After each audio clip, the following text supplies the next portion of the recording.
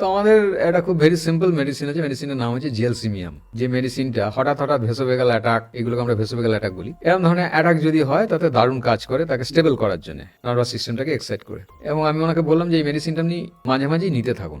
তার সঙ্গে আরো দু একটা মেডিসিন আমি ওনাকে লিখলাম। 1 মাস যাওয়ার পর উনি দেখলেন আর হলো না, একটু কনফিডেন্ট। সেকেন্ড মান্থে কনসালটেশন যখন নিচ্ছেন তখনও বলছেন যে না, এ মাসেও হয়নি, এবং হাসি হাসি মুখে বলছেন। তখন দেখলাম অ্যাংজাইটিটা একটু কম। থার্ড মান্থ উনি আমাকে বললেন যে একটা আবদার আছে। আমি বলুন, আমাদের একটা ফ্যামিলি ট্যুর আছে, আমরা জগন্নাথ দেবের দর্শনে পুরী যাব, আপনি কি আমাকে অ্যালাউ করবেন?